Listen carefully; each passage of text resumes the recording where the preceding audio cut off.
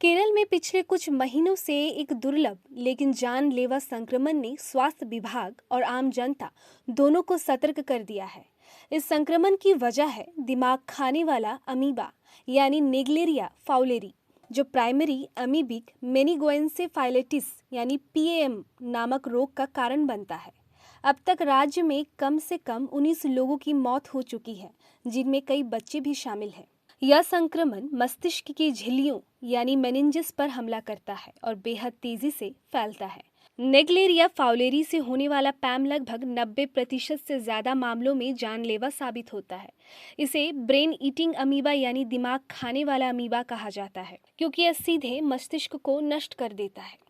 संक्रमण कैसे फैलता है? यह अमीबा गर्म मीठे पानी जैसे तालाब, झील, नदी और खराब रखरखाव वाले स्विमिंग पूलों में पनपता है।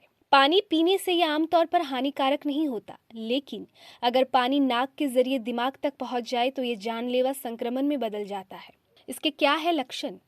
यह संक्रमण बेहद तेजी से बढ़ता है। शुरुआती लक्षण की बात करें तो तेज सिर दर्द, बुखार, उल्टी और गर्दन में अकड़न। कुछ ही दिनों में दौरे पड़ना, भ्रम की स्थिति और कोमा। नतीजा देखा जाए तो आमतौर पर 1 से 2 हफ्ते में मौत। डॉक्टरों का कहना है कि इसे कई बार बैक्टीरियल मेनिंजाइटिस समझ लिया जाता है। सही कारण का पता लगाने तक इलाज मुश्किल होता है।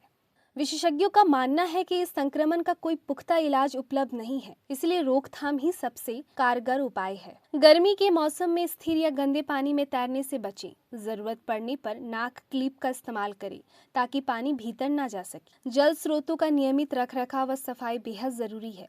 वैज्ञानिकों का कहना है कि जलवायु परिवर्तन भी इस संक्रमण के फैलाव में अहम भूमिका निभा रहा है। बढ़ते तापमान में ये अमीबा तेजी से बढ़ता है। गर्मियों में लोग नदियों और झीलों में स्नान या तैराकी करते हैं, जिससे संक्रमण का जोखिम और ज्यादा हो जाता है। लेकिन इस हालात में क्या करना जरूरी है? केरल में हाल की घटनाओं ने स्पष्ट कर दिया कि पैम भले ही दुर्लभ हो, लेकिन इसकी मौत दर बेहद डरावनी होती है। स्वास्थ्य विशेषज्ञों की राय है कि सरकार को सुरक्षित जल प्रबंधन पर ध्यान देना होगा। आम नागरिकों को जागरूकता और सतर्कता को अपनी आदत बनाना होगा। बदलते मौसम और जलवायु परिस्थितियों के बीच सामुदायिक सहयोग ही इस चुनौती से निपटने का सबसे बड़ा हथियार है।